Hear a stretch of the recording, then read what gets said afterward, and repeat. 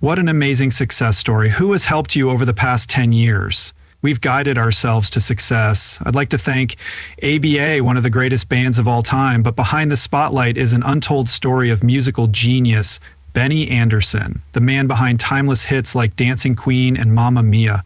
He built a global music empire, but he also had to deal with rumors of betrayal and bitter struggles within himself. As a result of his tense relationship with Frida, creative differences with Agneta, and the immense pressure within ABBA, Benny Andersson became one of the most complicated figures in music history. But what really happened behind the band's closed doors, and why might this truth change the way you see them forever? Let's find out. Benny Andersson was born on December 16, 1946 in the Vasastan district of Stockholm, Sweden, into a normal family. His father, Gösta Andersson, was a construction worker. His father, Benny Andersson, was an engineer, and his mother, Leah Andersson, was a typical housewife of the time. The family wasn't rich, but there was always music in their small home. Benny's father and grandfather, Efra Andersson, weren't professional musicians, but they loved the accordion and Swedish folk music. Every night they would play music together while Benny quietly watched. No one could have known that these simple folk melodies would later become the basis for a musical genius. As Benny got older, he started exploring One day he bought a record of Dubis music by Caterina Valente, a famous singer for Schlager, which was a popular pop genre in Europe at the time. But when he heard Jailhouse Rock by Elvis Presley, it changed everything for him. Other kids were mesmerized by Elvis's powerful vocals, but what struck Benny the most was the piano in Treat Me Nice on the B-side of the record. It was the first time he realized that the piano was the soul of a song. From then on, he no longer wanted to play the accordion. When he was 10, he begged his family to buy him a piano, and they did. Every day he spent hours playing the piano, experimenting with chords and melodies he didn't even know how to name. He didn't study music theory or read sheet music, but he could play any song perfectly after hearing it just once. But there was a problem. No one thought that a self-taught boy could do well in Sweden at the time, where music wasn't seen as a viable career path for kids Benny's age. While other musicians were focusing on more stable careers, Benny had nothing but himself and his love for music. When he was 10, he wasn't thinking about becoming famous, he just loved playing the piano and making up melodies without knowing where they would lead. But this irrational love set the stage for a great career. His songwriting style gradually became a mix of Swedish folk music and rock and roll. And this was just the start of his story as a teenager. At age 15, Benny Andersson decided to drop out of school to pursue music. He spent most of his time performing at youth clubs in Stockholm while his peers were still in school. As a result, Benny was already on stage experiencing the real world of music firsthand.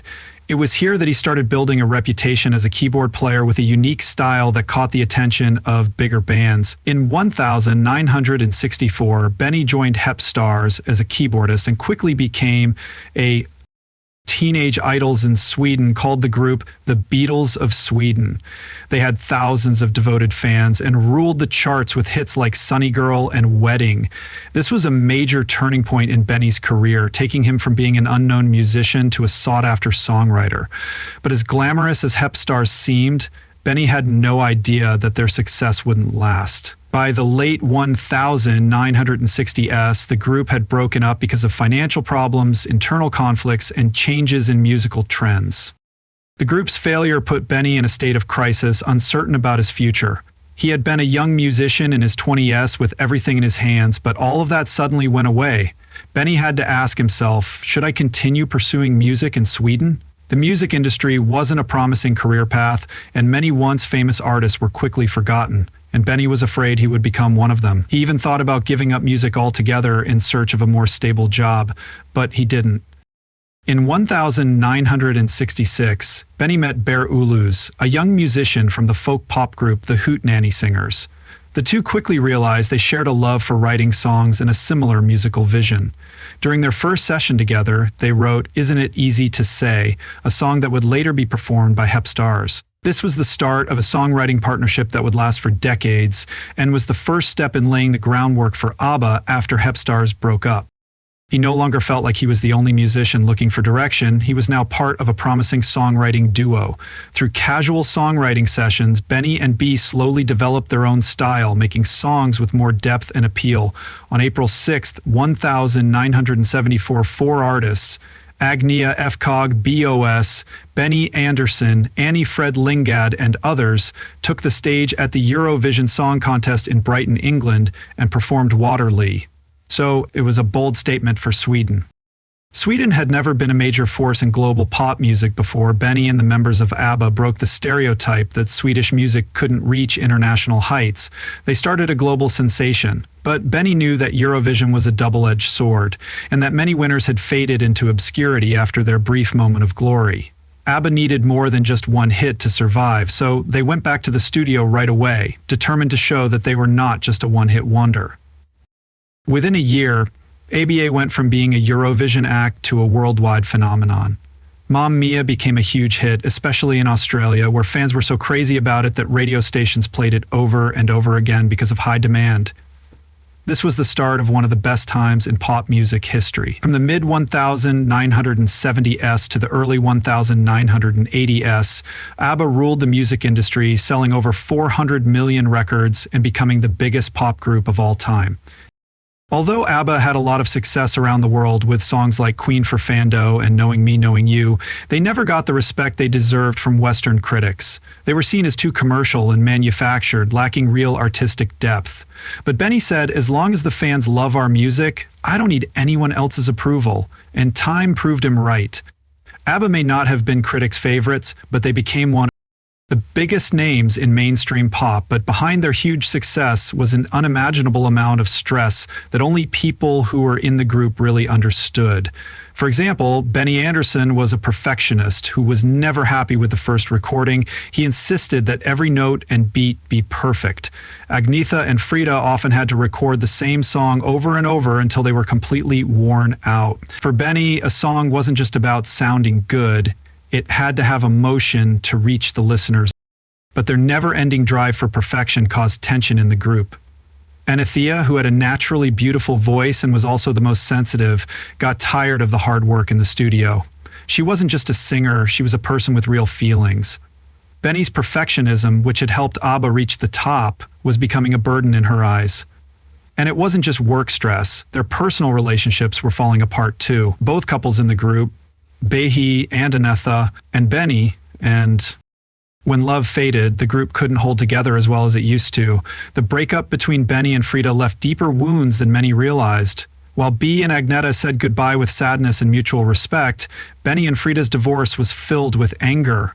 Rumors of Benny's cheating made it impossible for Frida to forgive him, and the two barely spoke to each other afterward. These rifts had to affect their work, and Agnetha, who was already worn out from years of stress, couldn't do her best. She slowly stopped going to the studio, and Frida also became less involved, even though Benny tried to keep things going. The group's dynamic had already changed, and in 1982, ABBA stopped all activities, but no one officially said goodbye. There was no farewell concert, and there was no official breakup announcement. They just disappeared, leaving their fans in a tense silence. Was that really the end? Do you remember the timeless melodies and lyrics, "You can dance, you can jive," having the time of your life from... You probably still remember songs like Dancing Queen or The Winner Takes It All and The Loser Stands Small, but do you remember that moment in 1982 when ABBA stopped performing without saying goodbye? How did you feel when they quietly left the stage without ever announcing their breakup? Share your thoughts below on what your favorite memories of it. It was clear that as ABBA's fame grew, so did the cracks between its members. While their careers reached unimaginable heights, their marriages fell apart. What really happened behind the scenes? Let's take a closer look at Benny Andersson's rocky love life, from his passionate but painful relationship with Frida to his decades-long marriage to Mona. The love story between Benny Andersson and Annie Fred Lingad, Frida, was more than just a romance within ABBA. It was an emotional roller coaster that lasted over a decade. They were together for 11 years, but only married for 2 before everything fell apart. How did a relationship that seemed solid fail? Benny and Frida met in 1969 when they were both just starting out in their music careers. Benny, who is naturally good at writing songs, was immediately drawn to Frida's deep, soulful voice and her strong, independent personality.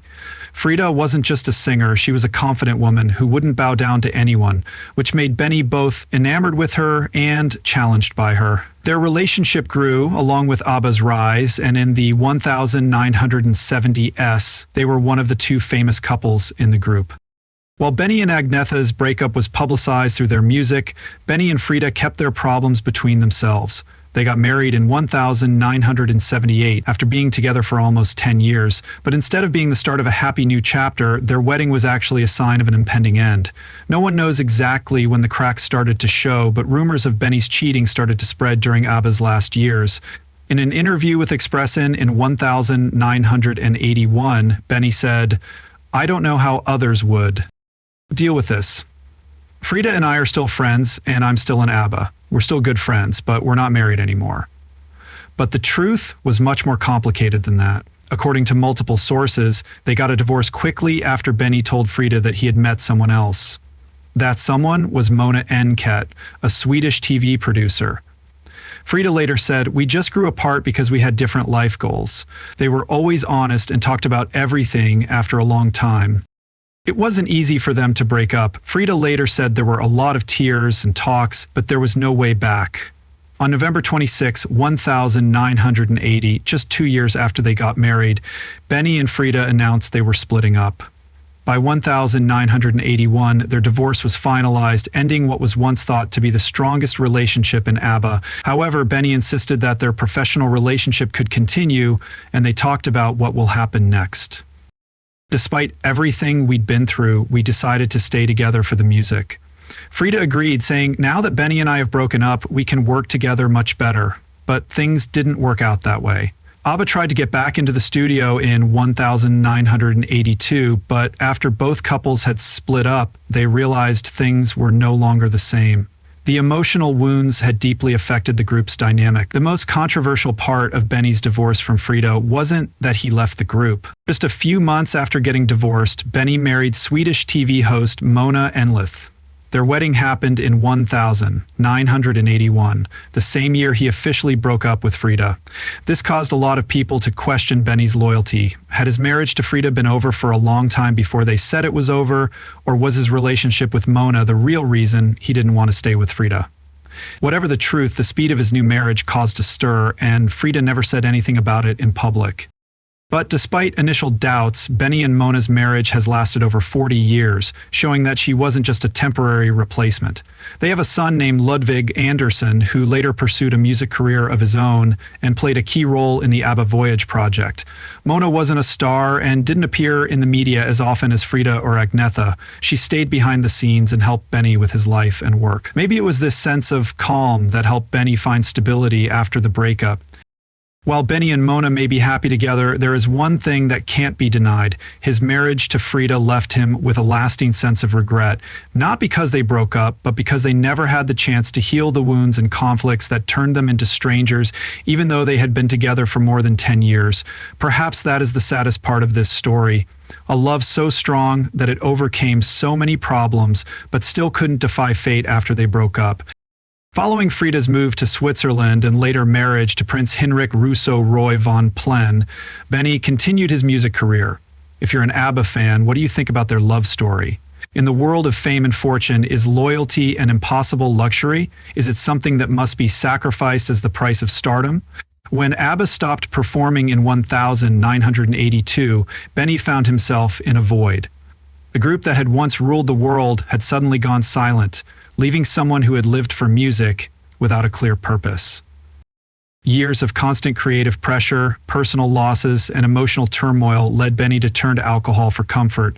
He never realized how bad his problem was. It wasn't until 2011, almost a decade after he had stopped drinking, that Benny talked about his struggle with alcohol in public for the first time. In an interview on Sweden's SVT television channel, he admitted, "It doesn't matter who you are, I didn't feel like I had a chance." Benny used to think that drinking helped him deal with life's stresses, but the more he drank, the more he realized he was losing control. Eventually, alcohol stopped being a way for him to escape. It became something he relied on. He went on to say that he knew it was dangerous when he felt like he couldn't do anything without drinking. He said, "I knew that if I kept drinking, there was a real risk I would lose everything. If you drink enough for a long time, you will lose everything. Something interesting about Benny's decision to stop drinking is that it happened exactly 20 years after ABBA's last big UK hit, The Winner Takes It All. Maybe this made him think about how he had control over everything when the band was active, but as time went on, he realized he was losing himself. No one knows exactly what Benny went through on his way to sobriety, but what matters is that he did it and has been sober since 2001. 20 years of drug abuse affected even his son, Ludwig Andersson. In an interview in 2011, Ludwig said that, "When you have the genes and the drive, if you push yourself as hard as I did, you can become addicted to alcohol very quickly. If you mix it with other drugs like I did, the process happens even faster."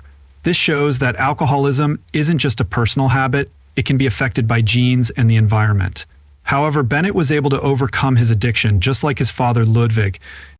He continued to compose music, led the Benny Andersson Orchestra, and took part in many important musical projects. Today, Benny is not only known as a music legend, but also as one of Sweden's richest people, according to Veins of Ferrer. But maybe his greatest asset isn't his money, it's a life free from alcoholism, a life no longer lost in the past. Benny Andersson's battle is a clear example that fame, fortune, and talent don't make someone. It doesn't matter how many times you fall. What matters is whether you have the strength to get back up. After ABBA took a break in 1982, Benny Andersson continued his musical journey in exciting new directions. His first big project after leaving ABBA was the musical Chess, which he wrote with famous lyricist Tim Rice. It was about a chess tournament during the Cold War, where the real battles were not only on the board but also in the characters' lives. Even though the musical didn't do very well on Broadway in 1988, its music has lived on. One Night in Bangkok became a worldwide hit, and many artists have covered it. Chess Benny proved that he wasn't just a master of pop music, but also a composer who could make deeply theatrical and emotionally rich works. After Chess Benny took ABBA's music to even greater heights with the stage musical Mamma Mia in 1999, this wasn't just another musical. By combining ABBA's timeless hits, Mamma Mia brought the group's music to a whole new generation of fans who had never seen ABBA live during their golden era. The production was such a hit that it won Benny the Laurence Olivier Award in 2000 and a Tony Award in 2002, solidifying his status not only in pop music, but also in the world of musical theater. Outside of pop music and musical theater, Benny spent a lot of his career preserving Swedish folk music. He discovered Benny Andersson's orchestra Bow in 2001, a project to keep traditional Swedish melodies alive for younger generations. Unlike commercial bands, Bow was a heartfelt effort to protect Sweden's musical heritage in its purest and most authentic form. Thanks to Benny, Swedish folk music has not only survived, but thrived in the modern music industry. Benny's contributions were also recognized at the national level. In 1998, the King of Sweden gave him the Royal Order of the Seraphim, one of the country's highest honors. He was recognized not only for his long and successful career, but also for his work to preserve and promote Swedish culture. Nearly 50 years after the start of ABBA, Benny Andersson continues to write, perform, and leave an indelible mark on the music world. What makes him truly remarkable is that he has never stuck to the past, but always looks for ways to connect with modern music. ABBA Voyage 2021, the group's groundbreaking reunion project that combined modern technology with old-fashioned music, is a great example of this. ABBA Voyage used music and digital avatars to create a new kind of experience. The group could continue performing without being on stage, which changed the entertainment industry. Benny Andersson's legacy goes beyond ABBA's famous hits. His ability to connect music with human emotion has made his work a part of millions of lives around the world. If music is a story that never really ends, then Benny is the one who keeps writing its next chapters long after generations. Many things may change over time, but one thing is certain: Benny Andersson's legacy will live on forever. He is 78 years old and still very dedicated to music. In 2021, ABBA released Voyage, their first studio album in almost 40 years, which shocked the music industry. The album's success was not just due to nostalgia, but also to ABBA's lasting appeal to modern audiences. Voyage debuted at #1 on the UK albums chart, selling over 1 million copies in its first week. 2,040,000 copies in its first week. making it the best-selling album of the year around the world. It went over 1 million copies in its first week and has now sold over 2.5 million copies worldwide. ABBA's return wasn't just a short-lived craze, it showed that their music is still powerful after all these years. ABBA also changed the way concerts are done with ABBA Voyage, one of the most innovative projects ever. In this groundbreaking project, the band members appeared as digital avatars, recreating their 1,979 hit peak.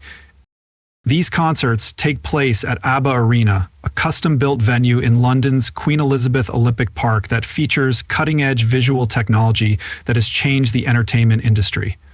The success of ABBA Voyage made the group even more famous, generating 103.6 million PS in ticket sales in 2023, up from 97.1 million in 2022, bringing the total to over 220 million. The combination of cutting-edge technology and classic music created a phenomenon that has never been seen before, showing that ABBA is not just a thing of the past, but also a leader in the future of music. Continues to explore music outside of ABBA. He is still working with Benny Andersson's orchestra and Bow, his own music project.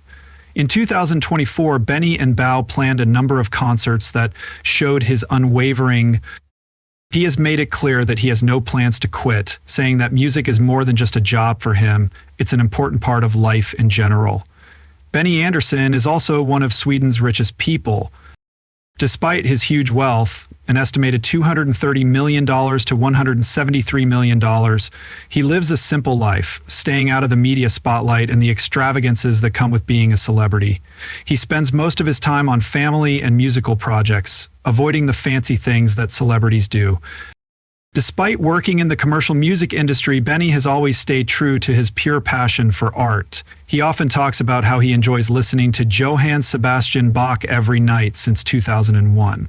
Benny has lived a balanced and healthy life. His contributions are not only recognized in the arts, but he has also been officially honored in his home country. In 2023, he was knighted by the Swedish royal family, making him one of the few artists to receive this prestigious title.